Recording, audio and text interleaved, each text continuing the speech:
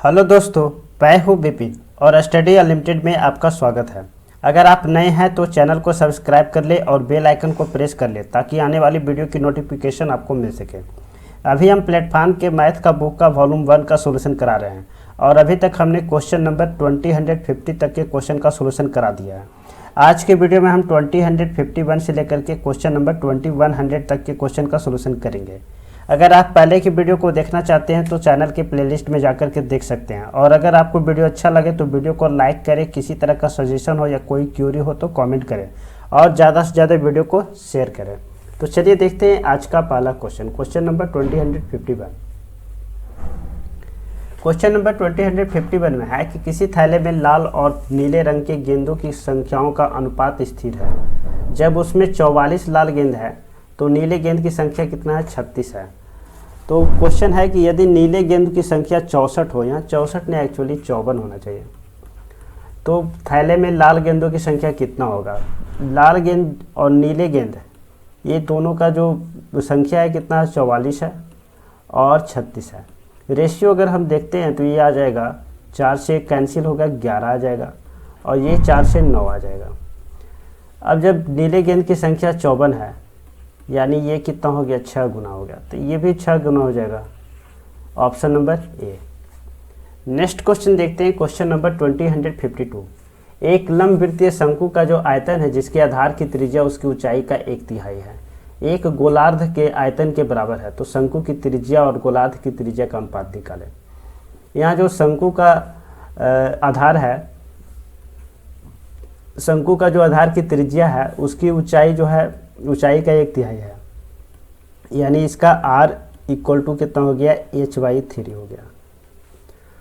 तो दोनों का आयतन सेम है। शंकु का जो आयतन होता है 1/3 पाई r² h होता है, और गोलार्ध यहाँ पे गोलार्ध है तो गोलार्ध का होता है 2/3 पाई r³ होता है। इसको अगर हम r1 ले लें, इसको हम r2 ले लें, और h1 के जगह पे हम लिख सकते हैं कितना? h की इक्वल टू कितना हो जाएगा? 3r। तो h के जगह पे हम 3r लिख सकते हैं, 1/3 पाई r1², और इसको लिख सकते हैं 3r1।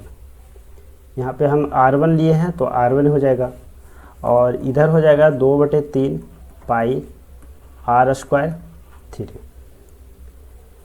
3 से 3 कैंसिल, पाई से पाई कैंसिल।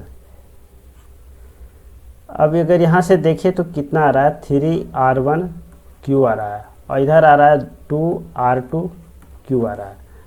तो r1 का q और r2 का q इक्वल टू आ गया 2/3। हमें यहाँ से r1/r2 निकालना है, तो ये आ जाएगा 2 का q, 2 का क्यूब रूट और 3 का क्यूब रूट। यहाँ आंसर में नहीं है लेकिन इसका आंसर यही होगा। हाँ, अगर ये गोलार्ध के जगह पे अगर गोला दिया हुआ रहता तब हम यहाँ पे कितना लेते? 4/3 पाई r³ लेते हैं। जब ये लेते तो उस समय कितना आंसर आता? उसका आंसर हो जाता r1 और r2 का जो रेशियो हो जाता वो हो जाता 4 क्यूब रूट और 3 क्यूब रूट। लेकिन यहाँ पे गोलार्ध दिया हुआ है तो गोलार्ध का होता है 2/3 पाई r³ होता है। तो इस क्वेश्चन में या तो यहाँ पे गोला होगा और नहीं तो ऑप्शन में यहाँ पे 2 होगा। नेक्स्ट क्वेश्चन देखते हैं, क्वेश्चन नंबर 2053। यदि बहुलक जो है माध्यिका के बीच का अंतर 2 है तो माध्यिका और माध्य के बीच का अंतर कितना होगा? हम जानते हैं कि जो बहुलक माइनस माध्यिका ये होता है इक्वल कितने का? 2 इंटू माध्यिका माइनस माध्य होता है। तो बहुलक माइनस माध्यिका का जो डिफरेंस है ये 2 है, और हमें निकालना है माध्यिका और माध्य का। तो माध्यिका एंड माध्य का यानी यहाँ पे x ले लेते हैं इसको, तो x का वैल्यू कितना आएगा? 1 आ जाएगा। Option number D. ये फार्मूला से हम ये जो फार्मूला होता है हमें याद रखना है। इस फार्मूला पे बहुत सारे क्वेश्चन आते हैं, या फिर कभी कभी हम जब इस माध्यिका को जब इधर लेके आएंगे तो ये कितना हो जाएगा? ये हो जाएगा बहुलक इक्वल टू माध्यिका इधर आ जाएगा तो 3 माध्यिका हो जाएगा, 3 माध्यिका हो जाएगा और -2 माध्य हो जाएगा। ये फार्मूला भी कभी कभी डायरेक्टली पूछा जाता है। माध्यिका और माध्य दिया हुआ रहता है और बहुलक फाइंड आउट करना है। ये तीनों में से कोई एक, 2 दिया हुआ रहेगा और तीसरा फाइंड आउट करना रहता है। नेक्स्ट क्वेश्चन देखते हैं, क्वेश्चन नंबर 2054। दिए गए प्रश्न पर विचार करें या निर्णय लें कि प्रश्न का उत्तर देने के लिए निम्न में से कौन सा कथन पर्याप्त है। कंपनी एबीसी की बिक्री कैसी रही? एबीसी की बिक्री कैसी रही? तो कंपनी एबीसी ने 75,000 रुपये साबुन और 70 रुपये प्रति नग के हिसाब से बेचे। तो ये तो ठीक है। सेकेंड वाला देखते हैं, उत्पादन के क्षेत्र में एबीसी के पास कोई दूसरा उत्पाद नहीं है। तो उत्पादन के क्षेत्र में एबीसी के पास कोई दूसरा उत्पाद नहीं है और कंपनी एबीसी ने 75,000 रुपये साबुन 70 रुपये प्रति नग के हिसाब से बेचे। तो बिक्री तो यहाँ दिया हुआ है कितना, 75,000 रुपये। तो यहाँ से पता चल रहा है कि बिक्री कितना है, बिक्री कैसा रहा ये तो समझ में आ रहा है कि 75,000 रुपये। हाँ, यहाँ पे रहता प्रॉफिट कैसा रहा या लॉस कैसा रहा, तब इसके लिए हमें सीपी भी चाहिए होता है। लेकिन यहाँ पे तो सिर्फ बिक्री पूछ रहा है, तो बिक्री तो यहाँ से पता चल रहा है। हाँ, और ये भी क्लियर कर दिया है कि एबीसी के बाद इसके पास कोई उत्पाद नहीं है, तो एक ही उत्पाद है, तो उससे इस एबीसी का बिक्री पता चल जा रहा है। यानी कि दोनों जो स्टेटमेंट है वो जरूरी होगा। तो ऑप्शन नंबर डी इस क्वेश्चन का सही आंसर हो जाएगा। नेक्स्ट क्वेश्चन देखते हैं, क्वेश्चन नंबर 2055। 9.5% वार्षिक साधारण ब्याज पर कोई राशि जो है 6 वर्ष में 942 हो जा रहा है, तो आरंभ में किए गए निवेश का कितना होगा? 9.5% है और ये 6% है। जब 9 छक 54 और 3 हो जाएगा, 9 छक 54 और 3, हाँ 57%। ये हो गया कितना, एसआई हो गया। अगर हम अमाउंट की बात करें तो हो जाएगा 157% और इस अमाउंट का वैल्यू दिया हुआ है कितना, 942। हमें निकालना है पी का वैल्यू, यानी 100% की वैल्यू निकालनी है।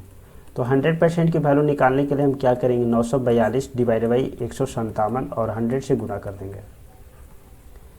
ये कैंसिल हो जाएगा 6 बार में और आंसर आ जाएगा 600, option number C. Next question देखते हैं, क्वेश्चन नंबर 2056। क्वेश्चन नंबर 2056 में है कि निम्नलिखित में से कौन इतना का वर्गमूल होगा। अब देखो यहाँ पे देख रहे हैं कि कितना आ रहा है, 153। हम जानते हैं कि 12 का जो स्क्वायर होता है वो होता है 144 और 13 का जो स्क्वायर होता है वह होता है 169। यानी जो भी वैल्यू होगा वो 12 से मतलब 120 से लेकर के 130 के बीच में होगा। तो ऑप्शन नंबर सी तो कैंसिल हो जाएगा। अब लास्ट डिजिट है 6, यानी कि या तो यूनिट डिजिट 4 का स्क्वायर होता है 16 या फिर 8 का होता है, नहीं 8 का नहीं 6 का होता है, 6 का स्क्वायर होता है 36। यानी यूनिट डिजिट या तो 4 होगा और नहीं तो 6 होगा। तो यूनिट डिजिट यहाँ पे 8 है तो ये नहीं होगा, 4 है और ये 4 है, 2 वाली भी नहीं होगा। तो ऑप्शन नंबर 20 क्वेश्चन का सही आंसर हो जाएगा। नेक्स्ट क्वेश्चन देखते हैं, क्वेश्चन नंबर 2057। एक स्विमिंग पूल को 3 टैंकरों ए, बी और सी के माध्यम से 10 घंटे में भरा जाता है। टैंकर सी जो है बी से दुगना तेज है और टैंकर बी जो है ए से दुगना तेज है। तो स्विमिंग पूल को टैंकर ए के द्वारा अकेले कितना भरा जाएगा? तो 3 टैंकर है ए, बी और सी और इसमें ये दिया हुआ है कि जो टैंकर बी है ए से दुगना तेज है। अगर हम एफिशिएंसी की बात करें तो इसका 1 है तो बी का एफिशिएंसी 2 है और सी जो टैंकर है बी से दुगना तेज है, यानी इसका एफिशिएंसी 4 है। और जब हम तीनों का एफिशिएंसी लेते हैं तो आ जाएगा 4 और 2 6 और 1 7 आ जाएगा। और तीनों जब एक साथ इस पूल को भरते हैं तो इसको कितना लग रहा है, 10 घंटा लग रहा है। हमें फाइंड आउट करना है जब ए अकेला काम करता है तो कितने लगेगा। ऐसे भी देख रहे हैं जब 7 एफिशिएंसी है और 10 दिन लग रहा है तो इसको 70 दिन लगेगा। 7 गुने हो जाएगा कितना, 10 और ये 1 है तो 1 से डिवाइड कर देंगे तो 70 इसका आंसर हो जाएगा, option number C. Next question देखते हैं, क्वेश्चन नंबर 2058। 13 मीटर लंबी एक सीढ़ी एक खिड़की तक पहुंचती है जो सड़क के किनारे 12 मीटर ऊपर है। यदि इसके पाद को उसी बिंदु पर रखते हुए सीढ़ी के सड़क के दूसरी ओर लगाया जाए तो यह खिड़की तक 5 मीटर ऊंचाई तक पहुंचती है। सड़क की चौड़ाई फाइंड आउट करना।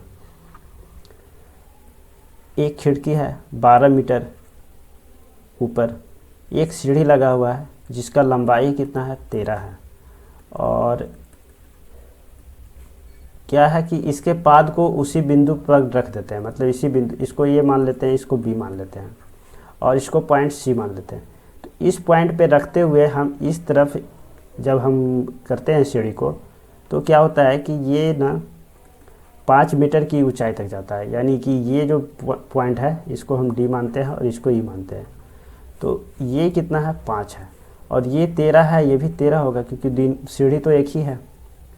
ये 13 है, ये 12 है, तो ये 5 हो जाएगा, और ये 13 है, ये 5 है, तो ये 12 हो जाएगा, क्योंकि 5 का स्क्वायर प्लस 12 का स्क्वायर इक्वल टू होता है 13 का स्क्वायर। हमें निकालना है बी से ई का वैल्यू, मतलब सड़क की चौड़ाई पूरा निकालना है। तो यहाँ से 5 हो गया और ये 12 हो गया, तो 5 + 12 कितना हो जाएगा 17, option number D. Next question देखते हैं, क्वेश्चन नंबर 20059। निम्नलिखित में से कौन सी एक जो है त्रिभुजाकार संख्या, इसको हम ट्रायंगुलर नंबर भी कहते हैं। तो ट्रायंगुलर नंबर क्या होता है कि जैसे एक हो गया ट्रायंगुलर नंबर, अब एक में हम जब 2 जोड़ देते हैं तो कितना आ गया 3 आ गया। अब हम फिर 1 + 2 + 3 करते हैं, तो 3 तो ऑलरेडी आ चुका था, 3 में 3 जोड़ दिया तो 6 आ गया। ऐसे ही हम 1 2 3 और 4 करते हैं तो 10 आ गया। फिर 1 2 3 4 5 करते हैं पर 15 आ गया। ऐसे 6 होगा तो 21 आ जाएगा। या फिर हम डायरेक्टली ऐसे कर सकते हैं, 1 आ गया, 1 में हम 2 जोड़ दिए तो 3 आ गया। अब 3 में 3 जोड़ देते हैं तो 6 आ गया, और 6 में 4 जोड़ देते हैं तो 10 आ गया। फिर 10 में अगर हम 5 जोड़ देते हैं तो 15 आ गया। तो ये सब नंबर जो होता है वो ट्रायंगुलर नंबर होता है। इसको हम इस तरह से भी डिनोट करते हैं कि जैसे 1 है, अगर हमें 3 लेना है तो 1 इधर आएगा, 2 इधर आ जाएगा, 3 हो जाएगा, ट्रायंगुलर आ रहा है ट्रायंगुलर शेप में। ऐसे ही अगर हमें फिर 1 2 और 3 लेंगे, फिर से ऊपर में 2 लेंगे और फिर से 1 लेंगे तो कितने आ गया 6 आ गया। ऐसे ही 1 2 3 4 हो गया, 1 2 3 फिर से 2 और फिर से 1। तो ये ट्रायंगुलर नंबर होता है। अब क्वेश्चन है कि इसमें से कौन सा ट्रायंगुलर नंबर नहीं है। तो 3 तो है तो ये नहीं होगा, 15 भी है तो ये नहीं होगा, 10 भी है तो ये नहीं होगा, 5 हो जाएगा। 5 जो है ट्रायंगुलर नंबर नहीं है, तो ऑप्शन नंबर डी इस क्वेश्चन का सही आंसर हो जाएगा। नेक्स्ट क्वेश्चन देखते हैं, क्वेश्चन नंबर 20160 में उपरोक्त वृत्त में चाप AB के स्पर्श रेखा डी से डी बिंदु पर मिलाने के लिए बढ़ाया गया है। AB जो है एक चाप है, इसको इस तरह से मिलाया गया कि D पॉइंट तक मिलाया गया है, और D क्या है एक स्पर्श रेखा है।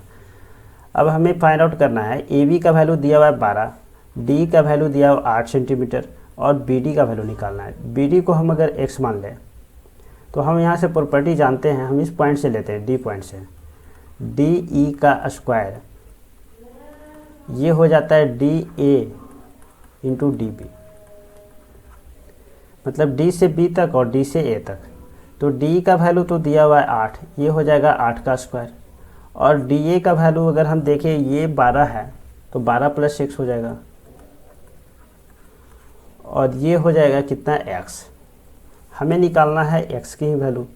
अगर हम यहाँ से देखें कितना आ रहा है 8 64 हो जाएगा। ये इसको इधर लिख लेते हैं, x into x + 12 equal to कितना आ गया 64 आ गया।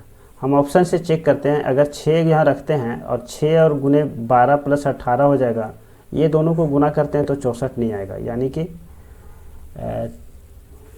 12 और 6 18 है, तो ये तो ऑप्शन नहीं आएगा। अगर हम इसको 4 रखते हैं तो ये 4 होगा, और ये कितना होगा 16 हो जाएगा। तो ऑप्शन नंबर डी इस क्वेश्चन का सही आंसर हो जाएगा। नेक्स्ट क्वेश्चन देखते हैं, क्वेश्चन नंबर 20161।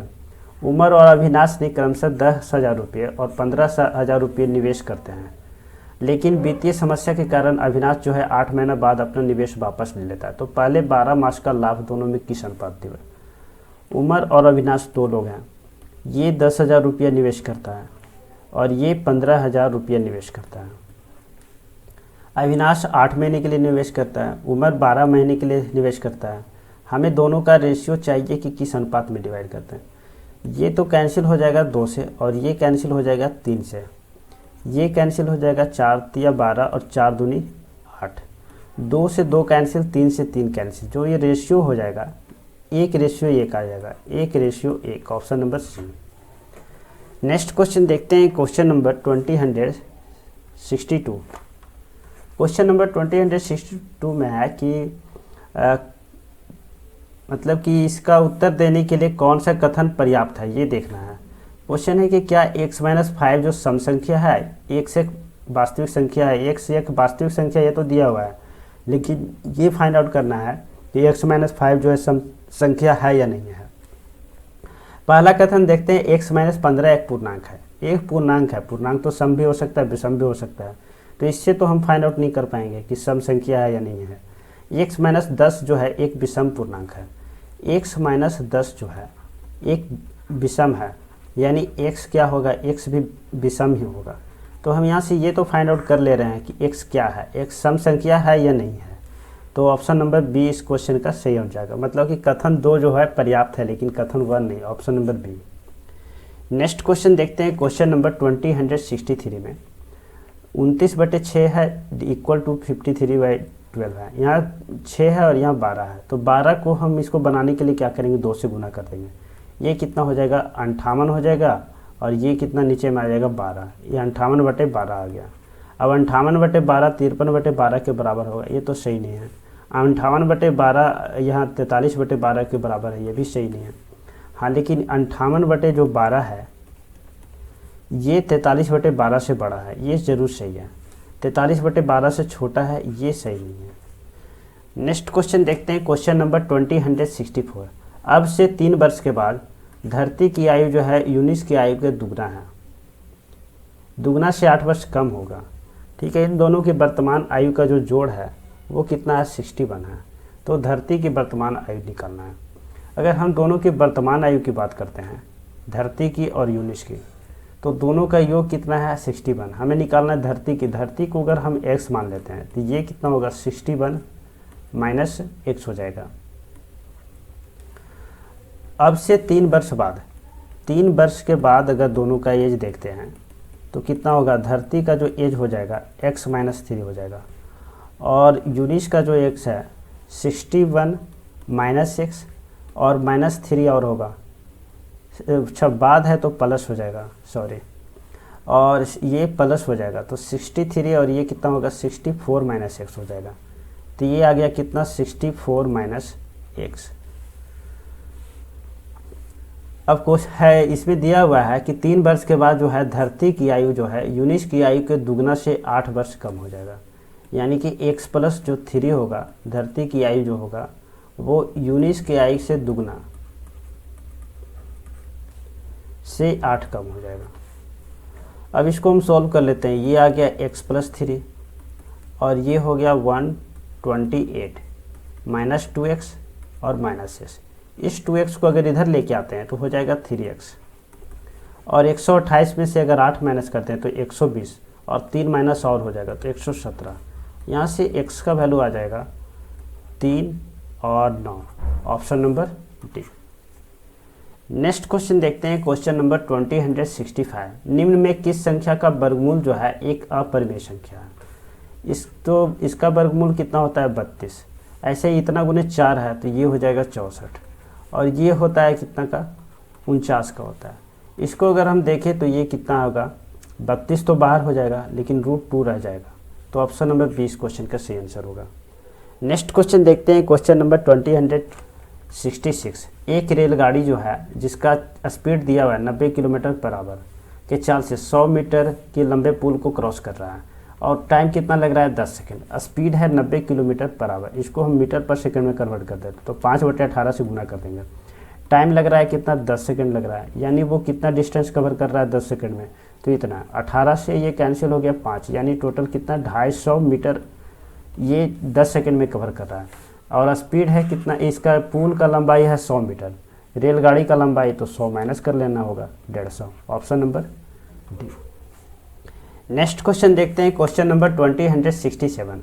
मजदूरों के 2 प्रकार हैं। पहले प्रकार के जो मजदूर हैं दूसरे प्रकार के मजदूर से 3 गुना ज़्यादा कार्य करते हैं, यानी कि अगर हम इफ़िशियंसी की बात करें तो जो पहले प्रकार के जो मजदूर है उसका इफ़िशियंसी दूसरे प्रकार के मजदूर का 3 गुना है।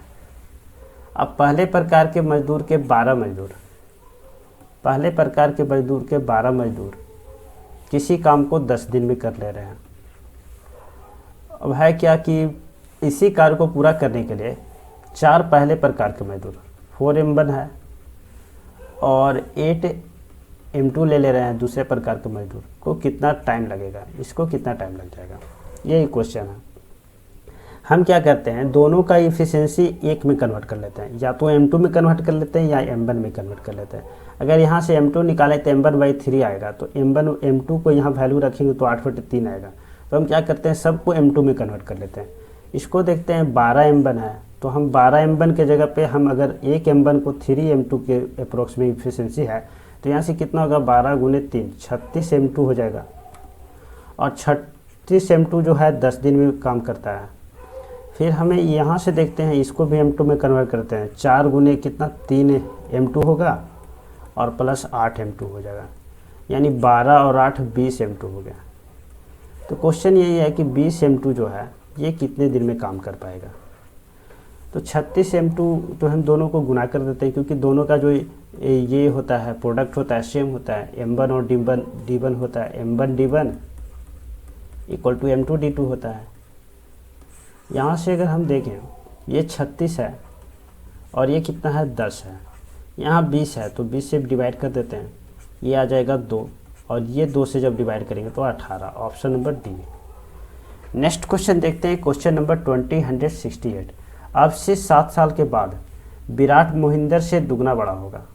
ठीक है, 5 साल पहले जो है मोहिंदर की आयु जो है विराट की आयु को 2/5 वर्ष से 1 वर्ष कम है। हम क्या करते हैं, 7 साल बाद ही देख लेते हैं, 7 साल बाद ही देखते हैं पहले से। तो विराट का जो एज है मोहिंदर से दुगना बड़ा होगा, यानी विराट = हो जाएगा 2m। अब 5 साल के पहले, अब 5 साल पहले देखते हैं, तो 5 साल पहले अगर हम देखते हैं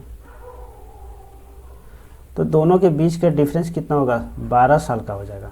यानी अगर हम स्टार्टिंग में देखते हैं 7 साल पहले अगर हम m = अगर हम x लेते हैं तो v = कितना होगा, 2x हो जाएगा। अब जो एज हो जाएगा मोहिंदर का एज हो जाएगा x + 7 साल बाद का था और ये पहले का है तो -12 हो जाएगा, और विराट का हो जाएगा 2x - 12। क्वेश्चन में दिया हुआ है कि जो मोहिंदर का आयु है यानी कि x - 12, ये विराट के आयु का 2/5 यानी कि 2x - 12। अब इससे 1 कम है तो 1 वर्ष कम है। इसको हम सॉल्व कर लेते हैं, 5 से इसको गुना करते हैं तो 5x माइनस हो जाएगा कितना 60, और इधर आ जाएगा 2 × कितना 4x - 20, और इधर -5 हो जाएगा क्योंकि एलसीएम 5 लेंगे।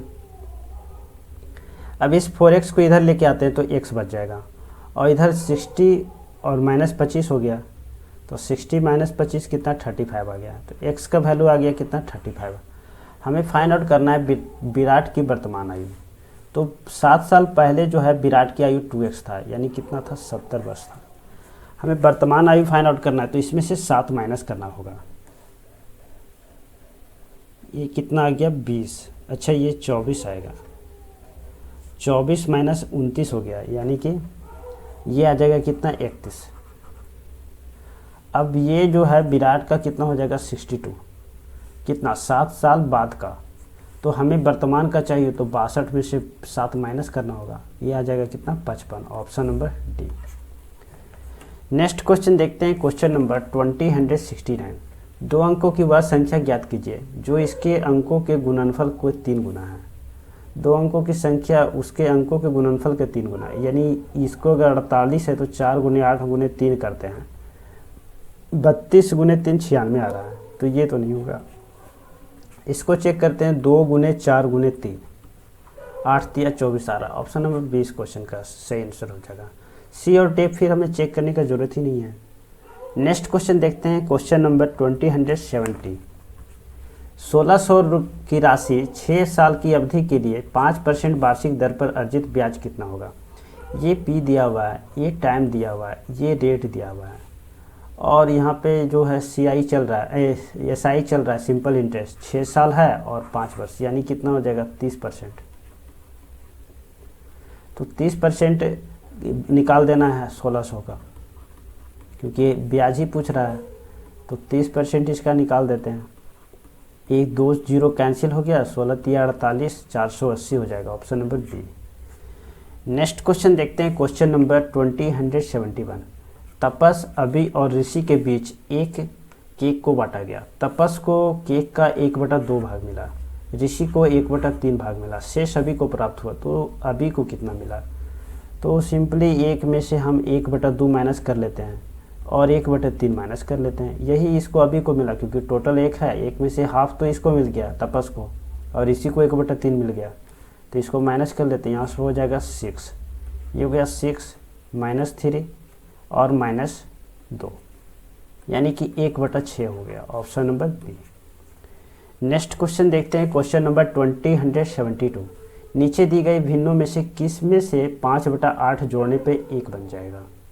यानी हमें क्या करना होगा, हम सपोज x है और इसमें हम 5/8 जोड़ रहे हैं तो 1 बन जा रहा है, यानी कि x की जो वैल्यू होगा 1 - 5/8 का होगा, और ये कितना आ जाएगा 3/8 हो जाएगा, ऑप्शन नंबर 3/8 को हम 6/16 भी लिख सकते हैं, ऑप्शन नंबर सी हो जाएगा। नेक्स्ट क्वेश्चन देखते हैं, क्वेश्चन नंबर 20173। एक बगीचे में आम और नीम के 361 पौधे लगाए गए हैं। यदि आम और नीम के पौधे का अनुपात है 8 और 11, तो बगीचे में नीम के कितने पौधे लगाएंगे? ये दोनों को अगर हम जोड़ें तो 19 होगा, और ये 19 बराबर है कितना 361 के। हमें निकालना है नीम के पौधे, यानी कि 11 की वैल्यू। तो 11 की वैल्यू निकालते हैं, 19 का वैल्यू इतना हो गया, 1 का वैल्यू कितना हो जाएगा 19, 11 की वैल्यू होगा 19 × 11, कितना हो जाएगा 209, option number A. Next question देखते हैं, क्वेश्चन नंबर 20174। किसी धनराशि को 4 वर्ष के लिए इतना % की वार्षिक दर से साधारण ब्याज पर निवेश किया गया, तो निवेश 5 वर्ष के लिए होता तो ब्याज कितना होता 375 रुपये अधिक होता। तो आरंभ में निवेश की गई राशि से कितनी होगी? और यहाँ देखें 4 वर्ष के लिए है, रेट इतना है, तो निवेश करने पे जो ब्याज होगा 5 वर्ष पे अगर निवेश करता होता तो कितना 375 रुपये अधिक होता है, यानी कि 7.5% इक्वल टू कितना हो गया 375। क्योंकि जो पहले का जो CI होगा वो होगा 4 × 7.5%, और बाद का जो CI होगा वो हो जाएगा 5 × 7.5%। अब दोनों का हम डिफरेंस निकालें तो कितना 7.5 आएगा, और 7.5% इक्वल टू 375 आ गया। हमें आरंभ में निवेश की गई राशि यानी 100% की वैल्यू निकालनी है। तो 375 डिवाइडेड बाई हो जाएगा 7.5 और इंटू 100। इस दशमलव को अगर ऊपर लेकर चले जाते हैं तो 75 से ये देख रहे हैं कितना 4 1 5 बार, आंसर आ जाएगा 5000, option number B. Next question देखते हैं, क्वेश्चन नंबर 20175। 2 पाइप है, एक साथ काम करते हुए क्रमशः किसी टंकी को 3 घंटे में और 4 घंटे में भरता है, जबकि एक तीसरी पाइप जो है 8 घंटे में खाली करता है। जब टंकी 1/12 भरी हुई है तो सभी तीनों पाइप को एक साथ खोल दिया जाए तो टंकी को पूरी तरह से भरने में कितना समय लगेगा? हम 3 पाइप ले लेते हैं, A, B और C, और तीनों पाइप में अगर हम देखते हैं एक है जो 3 घंटे में भर पाएगा, एक है 4 घंटे में, और एक 8 घंटे में खाली कर रहा है। इसको माइनस से भी डिनोट कर सकते हैं। इफ़िशियंसी अगर हम ले लें तो इफ़िशियंसी अगर हम यहाँ से लेते हैं LCM, हो गया कितना 24, ये हो जाएगा 8, ये हो जाएगा 6 और ये हो जाएगा 3। इफ़िशियंसी हम 3 लेंगे, इसको हम प्लस में भी ले सकते हैं। इफ़िशियंसी हो गया -3। अब क्या है कि जब टंकी 1/12 भरी हुई है, 1/12 भरी हुई है तो सभी तीनों पाइप को एक साथ खोल दिया, टंकी को पूरी भरने में कितने टाइम लगेगा? 1/12 भरा हुआ है, यानी कि हमें कितना और भरना है, इसका 11/12 भरना है। 12 से 2 कैंसिल, हमें यानी कि 22 चाहिए। जब तीनों एक साथ अगर खोल देते हैं तो इफ़िशियंसी कितना होगा? 8 और 6 14, 14 में से ये 3 माइनस हो गया तो 11, यानी कि जब तीनों हम खोल देते हैं A + B + C, तब इफ़िशियंसी कितना हो गया 11, और हमें चाहिए 12, यानी कितने लग जाएंगे 22/11, 2 घंटे लग जाएंगे, option number A. Next question देखते हैं, question number 20176। 3x² ax + 4 x - 5 द्वारा पूर्णतः विभाज्य हो तो a का वैल्यू। जब पूर्णतः विभाज्य हो तो हमें क्या करना होता है ना कि x माइनस 5 इक्वल टू 0। तो x का वैल्यू कितना है 5। अब इस x का वैल्यू हम यहाँ पुट करते हैं, इसका वैल्यू 0 होना चाहिए क्योंकि पूर्णतः विभाजित है। तो 3x का कितना हो गया 25 हो गया, और ये हो गया 5x और प्लस 5a हो गया और प्लस 4 इक्वल टू 0। यहाँ से 5a इक्वल टू हम निकालते हैं, ये हो गया 75 प्लस कितना 79 माइनस 79 आ रहा है।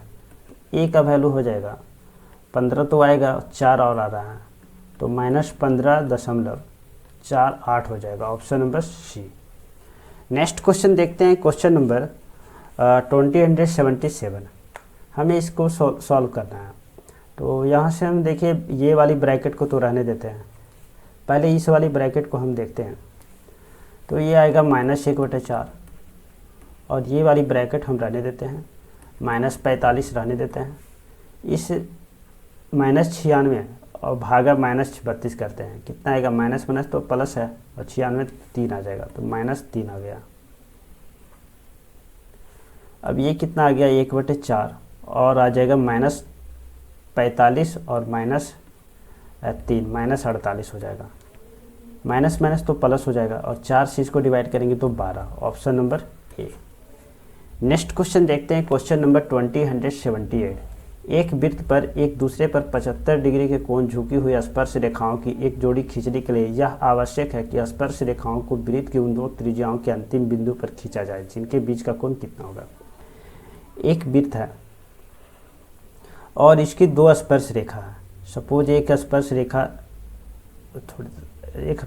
रेखा इस तरह से है और एक जो स्पर्श रेखा है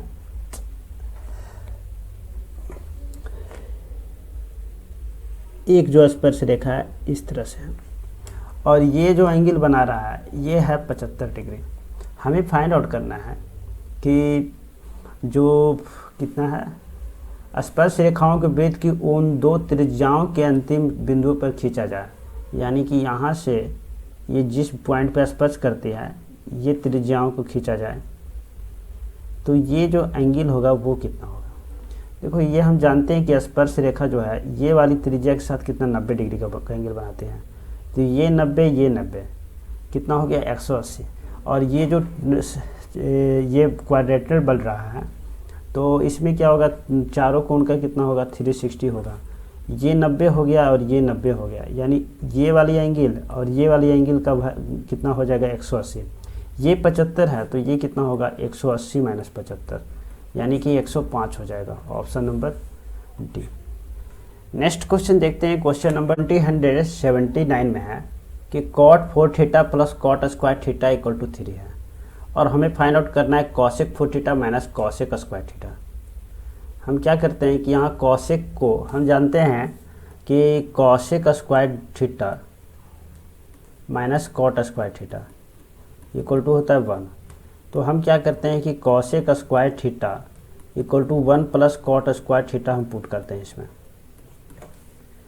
तो यहाँ कितना हो जाएगा 1 प्लस cot स्क्वायर थीटा और इसका हो जाएगा स्क्वायर और इधर हो जाएगा -1 प्लस cot स्क्वायर थीटा। ये हो जाएगा 1 प्लस cot 4 थीटा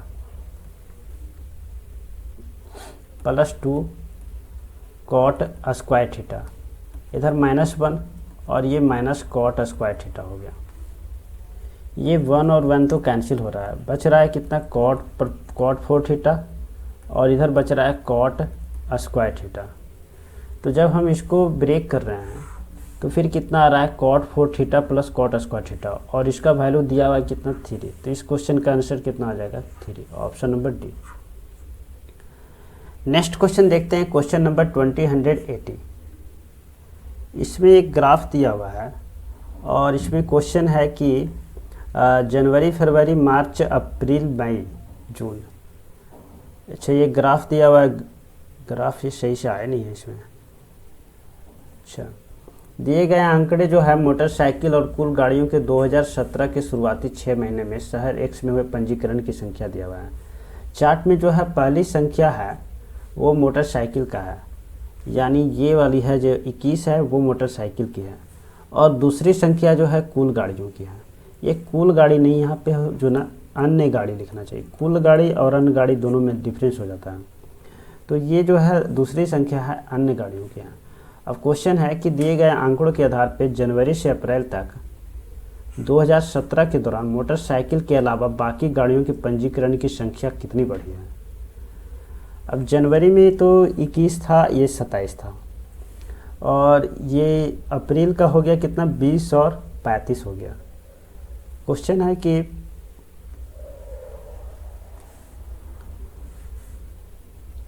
मोटरसाइकिल के अलावा बाकी गाड़ियों की पंजीकरण की संख्या कितनी बढ़ी है। तो इसमें कितना था, जनवरी में था 27 और अप्रैल में कितना हो गया 35। तो कितना बढ़ गया, यहाँ से 8 बढ़ गया। और ये जो संख्या दिया हुआ है 1000 में दिया हुआ है, तो 8000 इस क्वेश्चन का सही आंसर हो जाएगा, ऑप्शन नंबर ए। अगर यहाँ पे कुल गाड़ी दिया हुआ रहता तब फिर क्या होता है, हमें ये डिफरेंस फाइंड आउट करना पड़ेगा। अगर ये कुल है तो अन्य गाड़ियों के लिए कितना हो जाएगा, यहाँ पे 6 हो जाएगा।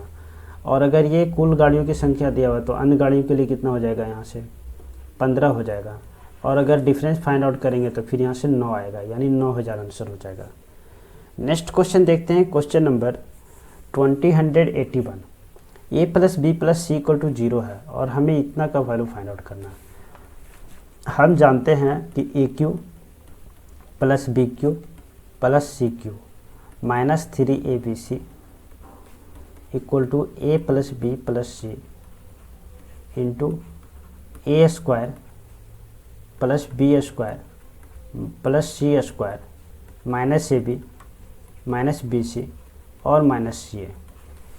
ये बहुत इंपॉर्टेंट ही फार्मूला, और इस फार्मूला पे हमेशा एक क्वेश्चन पूछा जाता है। तो इसमें क्या है कि A plus B plus C equal to 0 दिया हुआ है। ये जब 0 होगा तो टोटल 0 हो गया। जब ये टोटल 0 हो गया तो हम इसको लिख सकते हैं कि A cube plus B cube plus C cube equal to कितना हो जाएगा, 3abc। और हमें निकालना है इसका स्क्वायर। अगर हम इधर स्क्वायर करेंगे तो इधर भी स्क्वायर करना होगा, कितना आ जाएगा, 9a square B square C square, option number B. Next question देखते हैं, क्वेश्चन नंबर 2082। एक कक्षा में 25 लड़कों की लंबाई का माध्य है 150 और उसी कक्षा में 35 लड़कियों का लंबाई का माध्य है 145। कक्षा में सभी 60 विद्यार्थियों की ऊंचाई का संयुक्त माध्य कितना होगा। 25 है और इसका कितना है 150। अगर यहाँ देखें 35 है और इसका कितना है 145 है। तो अगर ये 35 का भी 35 का 145, अगर ये 25 का भी 145 होता तब तो ऑल ओवर कितना हो जाता है, 145 हो जाता है। लेकिन यहाँ कितना 5 ज़्यादा है, 5 ज़्यादा है यानी कितना 5 गुने 25, 125 ज़्यादा है। अब हमें क्या 145 तो रहने देंगे, 125 डिवाइडेड बाई 60 कर देंगे क्योंकि टोटल 60 है। अब ये कितना आएगा, 2 के अप्रोक्स में आ रहा है, 2 दशमलव समथिंग आएगा, यानी कि इस क्वेश्चन का आंसर हो गया 147, option number D. Next question देखते हैं, क्वेश्चन नंबर 2083। हमें इसको सॉल्व करना है। तो क्या करते हैं, ये वाली बड़ी ब्रैकेट को हम रहने देते हैं, ये मंझली ब्रैकेट को भी हम रहने देते हैं। पहले हम इसको ब्रेक करते हैं, जो छोटी वाली ब्रैकेट है।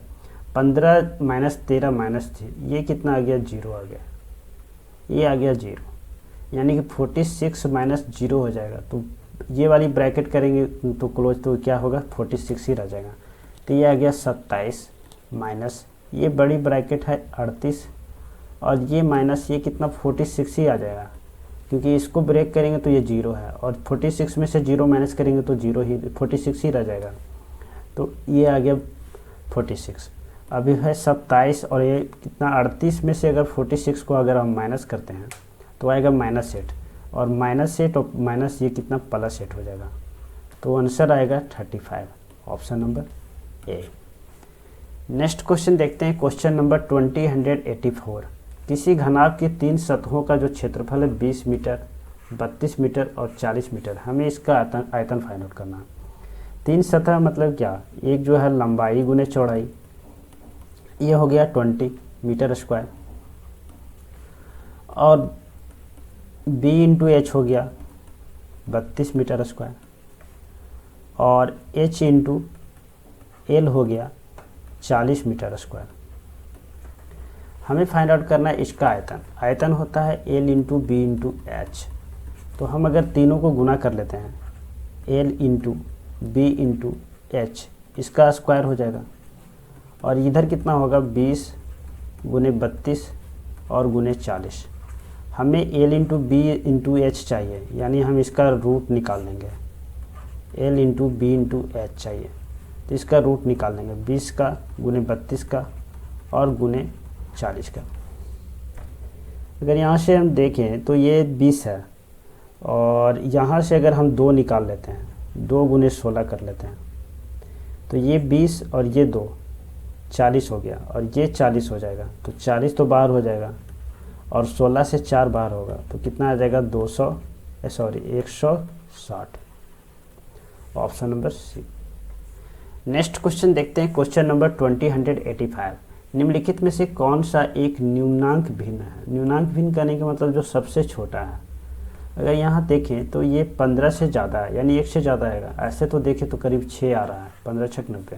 यहाँ से देखें तो 26 3 के अप्रोक्स में आ रहा है, लेकिन ये तो देख रहे हैं कि 1 से ज़्यादा है। लेकिन यहाँ 112 से तो ज़्यादा नहीं है, यानी 1 से कम आएगा, 1 से ये कम आएगा। और ये 40 है, करीब 2 से तो ज़्यादा आ रहा है, तो ऑप्शन नंबर सी हो जाएगा, क्योंकि ये 1 से कम आ रहा है, बाकी सब 1 से ज़्यादा है। नेक्स्ट क्वेश्चन देखते हैं, क्वेश्चन नंबर 20186। दूध और पानी का एक मिश्रण का 2/3 भाग दूध है। मिश्रण की कुल मात्रा 21 लीटर है, यानी जब टोटल 21 लीटर है तो दूध और पानी टोटल 21 है और 21 का 2/3 जो है दूध है, यानी कितना हो गया 14।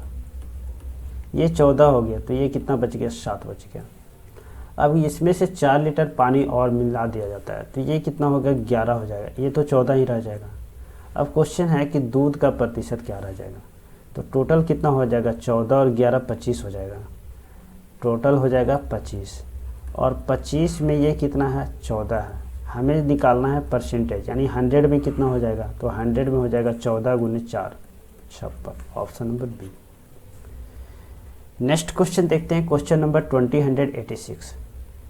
-261, ये -380 होगा और माइनस माइनस प्लस 521 हो जाएगा और ये प्लस 821 हो गया और माइनस प्लस 121 हो गया।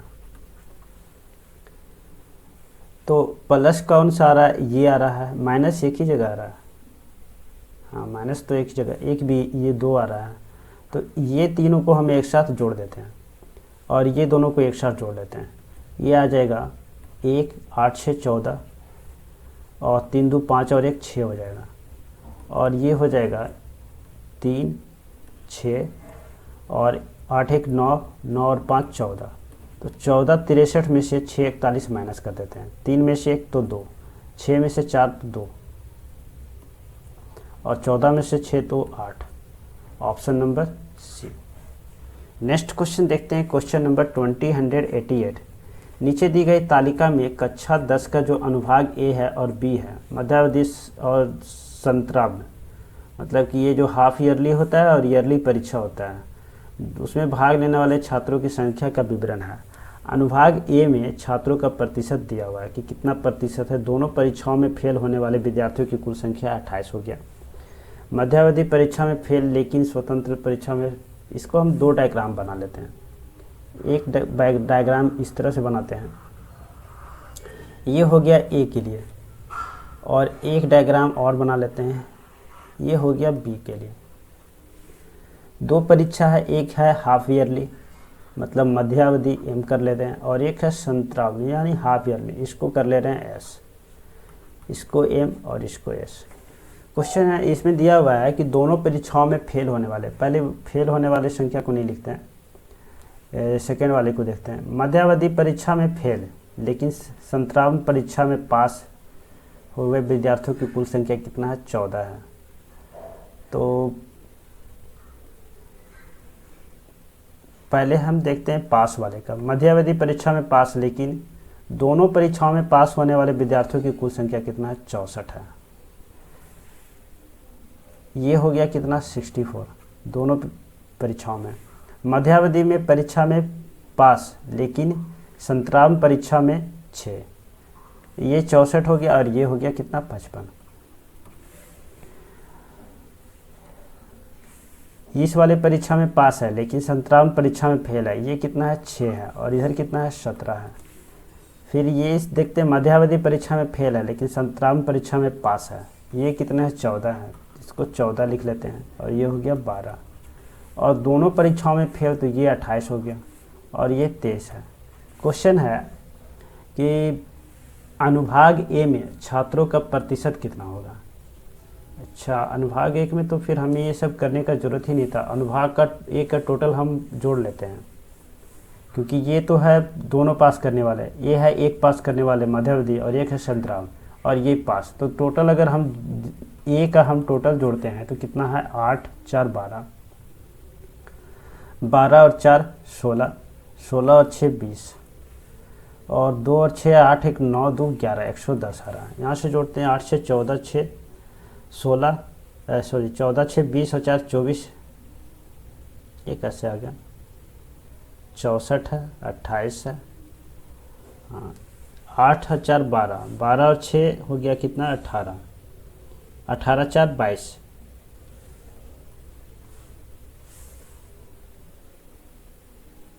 10 और 12, अच्छा ये तो गलत आ गया। अनुभाग ए का अगर हम टोटल देखते हैं 8 4 12 है, 12 6 18 4 22 है, 2 2 और 2 4 हो गया, 4 1 5 हो गया, 5 और 6 कितना 112 आ रहा है टोटल। अनुभाग बी का अगर हम देखें तो 3 और 2 5, 5 और 7 12, 12 5 17 हो गया और 2 1 3 3 1 4, 4 1 5 5 5 10 107 हो गया। टोटल की अगर हम बात करें तो ऐसे भी देखने से लग रहा है कि 112 है तो 50% से ज़्यादा है। टोटल अगर हम देखें 111 112 है, एक का परसेंटेज निकालना है तो दोनों को जोड़ना होगा, 100 100 200 हो गया और 200 कितना आ गया 19 आ गया, इंटू 100 करना होगा। अब हमें निकालना है 51.123 है, एग्जैक्ट निकालना है तो हम फिर एग्जैक्ट ही भाग देना पड़ेगा, 1 1 2 0 0 ऐसे कर सकते हैं। अगर यहाँ से फिर भी एग्जैक्ट नहीं निकल पाएगा, एग्जैक्ट के लिए भाग देना पड़ेगा, ये 5 बार लग जाएगा, 9 5 45 और 5 और 4 9 हो गया और 10 आ जाएगा, ये 5 ये 2 और ये बच गया 0, एक बार लगेगा 219 आ जाएगा 1 और ये हो गया 3 0, फिर से 1 आ रहा है, ऑप्शन नंबर बी हो जाएगा। नेक्स्ट क्वेश्चन देखते हैं, क्वेश्चन नंबर 2089। किसी त्रिभुज में जो है समकोण बनाने वाली दो भुजाएं क्रमशः 3 सेंटीमीटर और 4 सेंटीमीटर लंबी है, इस त्रिभुज के परिवृत्त का क्षेत्रफल फाइंड आउट करना। एक समकोण त्रिभुज है,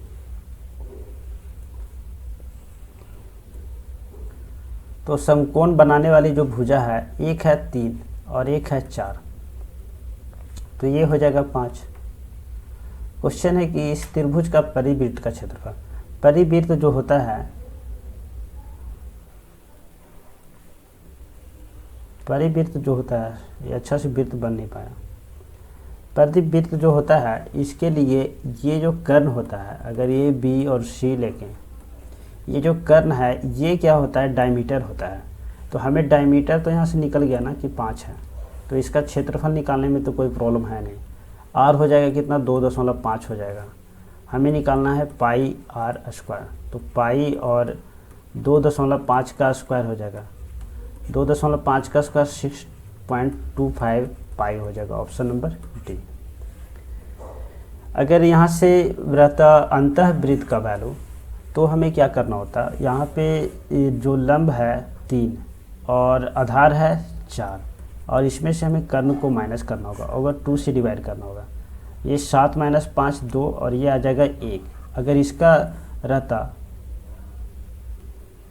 अंतःवृत्त का क्षेत्रफल रहता तो हमें क्या करना होगा, पाई आर स्क्वायर, यहाँ पे हो जाएगा पाई और 1 का स्क्वायर कितना होगा 1 ही होगा, तो पाई हो जाता। नेक्स्ट क्वेश्चन देखते हैं, क्वेश्चन नंबर 2090। सरन और मयूख एक साथ मिलकर किसी कार्य को 18 दिन में करते हैं, वहाँ पर मयूख जो है इसी कार्य को अकेले करता है और वह 1/3 कार्य पूरा करके काम छोड़ देता है। इसके बाद सरन जो है कार्य को अकेले पूरा करता है, यानी मयूख जो हो गया कितना 1/3 काम करता है। तो सरन कितना काम करेगा 2/3 करेगा। मयूख 1/3 कर रहा है यानी कि सरन 2/3 करेगा। इस प्रकार दोनों मिलकर कितने 40 दिन में काम पूरा कर लेते हैं। यदि मयूख जो है सरन से ज़्यादा तेज़ी से काम करता है तो सरन अकेले कितने दिन में काम पूरा कर लेगा। इसके लिए हम क्या करते हैं, हमें फाइंड आउट करना है सरन के बारे में। तो सरन और मयूख, सरन को हम मान लेते हैं कि x दिन के लिए काम किया, तो ये कितना हो जाएगा 40 - x। x दिन में ये कितना सरन जो है 2/3 काम किया और ये कितना 1/3 काम किया। 2/3 काम करने के लिए x दिन लगा, तो अगर पूरा कंप्लीट काम होता तो कितना लग जाता 3x/2 ये लग जाता। और अगर इसको 1/3 काम करने के लिए 40 - x लग रहा है, तो इसको एक काम करने के लिए कितना लग जाता 3 × 40 - x ये हो जाता है। अब क्वेश्चन है कि जो हाँ अब क्या करेंगे, हम ऑप्शन से चलते हैं। ऑप्शन से चलते हैं कि जैसे देख रहे हैं अगर 45 दे रहा है, तो हम अगर मान लेते हैं कि सरन अकेले 45 दिन में काम करता है, यानी कि 3x/2 = कितना 45 हो जाएगा। ये जब 45 होगा तो ये कितना हो जाएगा, x का वैल्यू यहाँ से कितना हो जाएगा 15 और गुने 30 हो जाएगा। 40 - 30 10 और ये कितना हो जाएगा 30 हो जाएगा।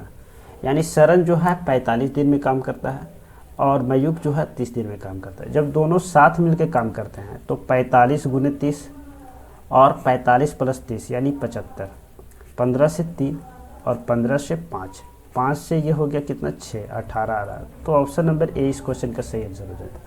इसी तरह से बी सी डी, सपोज ये फर्स्ट में आ गया तो अगर ये लास्ट में होता तो हमें ये सब कुछ चेक करना होता।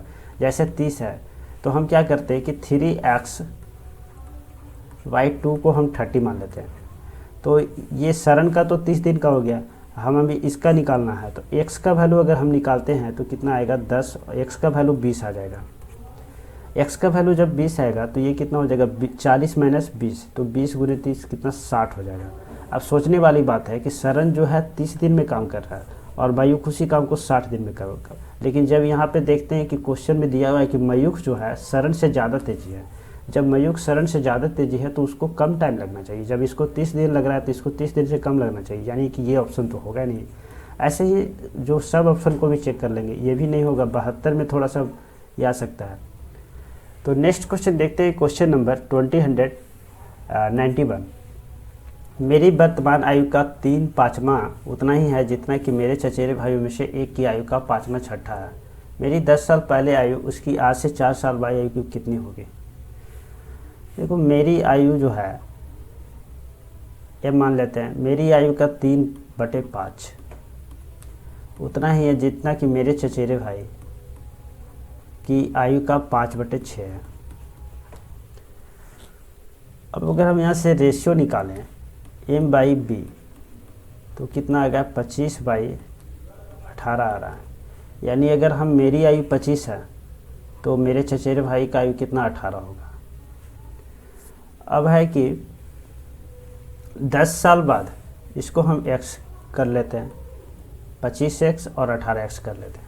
मेरी 10 साल पहले की आयु, तो 10 साल पहले की आयु कितना हो जाएगा 25x - 10 और आज से 4 साल के बाद की आयु, यानी कि भाई का हो जाएगा आज से 4 साल के बाद आयु 18x और +4। ये दोनों क्या है, अच्छा बराबर है। तो 25x - 10 = हो गया 18x - 10। हमें यहाँ से 25x की वैल्यू चाहिए, तो 18 में से ये माइनस हो जाएगा, कितना आ जाएगा 2 और 7x हो गया। और ये कितना 4 है, सॉरी +4 है, ये होगा 14। x की वैल्यू आ गया कितना 2 आ गया। हमें निकालना है 25x, यानी कितना हो जाएगा मेरी आयु की मेरी वर्तमान आयु कितना हो गया 25x हो गया। तो 25 गुने 2 50, option number D. Next question देखते हैं, क्वेश्चन नंबर 20192। नीचे दी गई संख्या में कौन सी परिमेय संख्या नहीं है? 64 है तो 8 लिख सकते हैं, इसको 8/1 परिमेय संख्या है। 64 है तो इसको भी सेम ही चीज़ है, ये 8 लिख सकते हैं, इसको 8/1। और ये 8 का रूट क्यूब है तो इसको 2 लिख सकते हैं, 2/1। रूट ये हो जाएगा 2√2। तो ऑप्शन नंबर डी इस क्वेश्चन का सही आंसर होगा। नेक्स्ट क्वेश्चन देखते हैं, क्वेश्चन नंबर 20193। 750 रुपये की निवेशित राशि पर 3 महीने का ब्याज जो है 18 रुपया है। तो प्रति वर्ष साधारण ब्याज की दर क्या होगा? 18 एक्चुअली, अच्छा 3 महीने के लिए है, तो हमें निकालना है 12 महीने यानी 1 साल के लिए। तो 18 गुने कितना हो गया? 4। ये हो गया 1 साल के लिए। हमें निकालना है कि कितना परसेंट है, तो ये देखना होगा कि 750 का ये कितना परसेंट है। 0 से अगर 3 से इसको कैंसिल करते हैं तो कितना आएगा? 6 आएगा। और 3 से इसको कैंसिल करते हैं तो कितना आ जाएगा? 250 आ जाएगा। हम क्या करते हैं, ऊपर भी 4 और नीचे भी 4 गुना कर देते हैं। ये हो जाएगा 1000, ये हो जाएगा 1000 और ये हो जाएगा 6 × 24 और 24 गुने 4 96। 2 0 कैंसिल होगा, 96/10 हो जाएगा, 9.6%, option number B. Next question देखते हैं, क्वेश्चन नंबर 20194 में देखते हैं। 2 चचेरे भाइयों की वर्तमान आयु का योग है 46। 8 साल पहले जो है बड़े की आयु जो है छोटे की आयु की दुगनी है। तो हम क्या करते हैं, 8 साल पहले का ही देख लेते हैं। पहले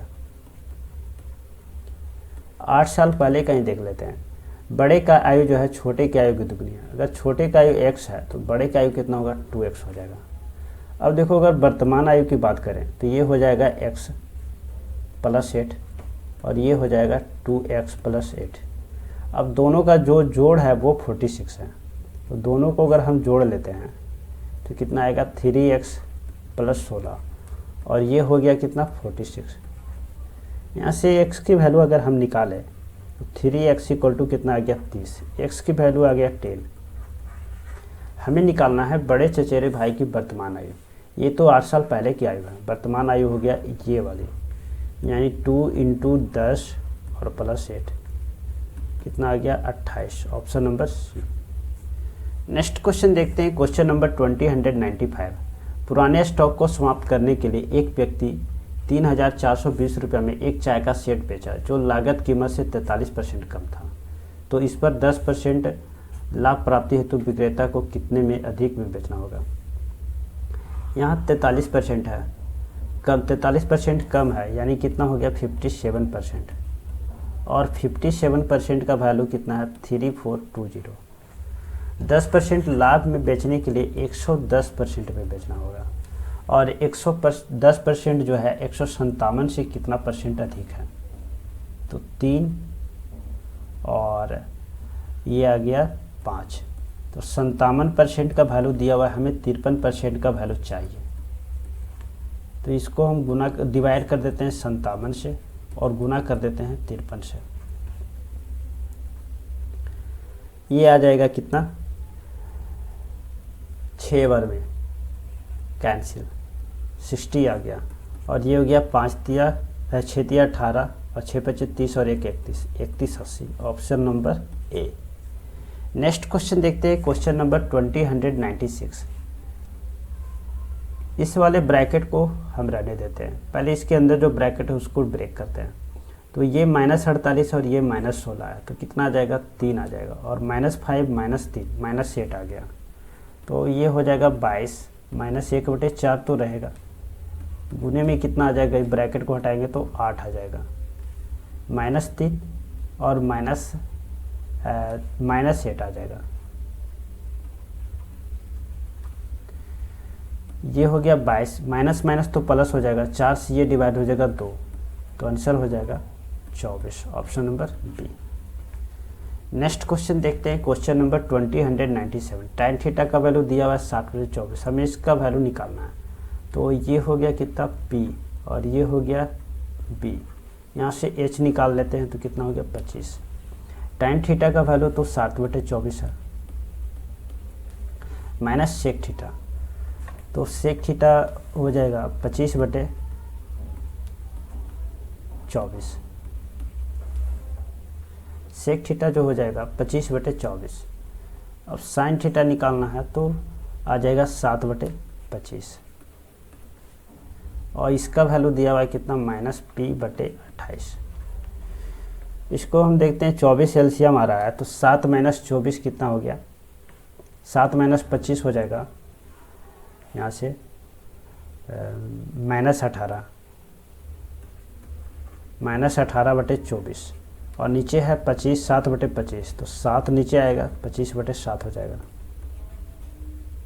इक्वल टू हो गया -P/28। ये माइनस और ये माइनस तो कैंसिल होगा, 7 से ये 4 आ गया और ये 4 से ये 6 आ गया तो 6 से ये कैंसिल भी हो रहा थी तो P का वैल्यू आ गया कितना 75, option number B. Next question देखते हैं, क्वेश्चन नंबर 20198। निम्नलिखित में कौन सा भिन्न जो है आवर्ती दशमलव नहीं है। इसमें देखें तो ये 1/7 आ रहा है, आवर्ती ही होगा। 1/ कितना आ रहा है नहीं 2 से कैंसिल होगा 3 आ जाएगा और ये आ जाएगा 28। इसमें भी 7 × 4 आ रहा है और इसमें चेक करते हैं तो 1/14 आ रहा है, इसमें भी 2 × 7 आ रहा है। इसको चेक करते हैं 1/ कितना आ रहा है 8 आ रहा है। अगर हम इसमें 125 से गुना करते हैं ऊपर और 125 से नीचे गुना करते हैं तो कितना हो जाएगा 125 ऊपर नीचे में हो जाएगा 1000, यानी कितना हो जाएगा 0.125। तो ऑप्शन नंबर डी इस क्वेश्चन का सही आंसर हो जाएगा। नेक्स्ट क्वेश्चन देखते हैं, क्वेश्चन नंबर 20099। 9 का स्थानीय मान और 5 का स्थानीय मान का अंतर निकालना। 9 का स्थानीय मान कितना हो जाएगा 9 पे 1 2 3 4 0 और 5 का स्थानीय मान 5 हो जाएगा तो ये तो आ गया 95 9 और ये 8, option number C. Next question देखते हैं, क्वेश्चन नंबर 2100।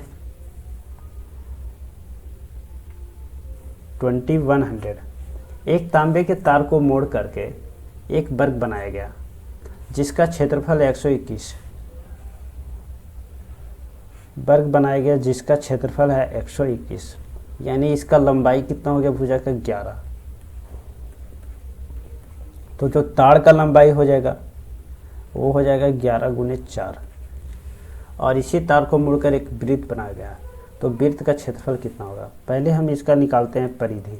परिधि बराबर हो जाएगा इसका 2πr², 2 × 22/7 और गुने r। इधर हो गया कितना 44, ये 44 और ये 44 तो कैंसिल, तो r का वैल्यू कितना हो गया 7। r का वैल्यू जैसे ही आ गया r ना तो एरिया कितना होता है 154, डायरेक्टली भी लिख सकते हैं। या फिर अगर हम πr² निकालते हैं तो ये हो गया 22/7 और ये हो गया 7 × 7 तो 7 7 कैंसिल होगा, 7 × 14, 7 × 14 = 15, ऑप्शन नंबर ए। चलो दोस्तों आज के लिए इतना ही, मिलते हैं फिर नेक्स्ट वीडियो में। जय हिंद।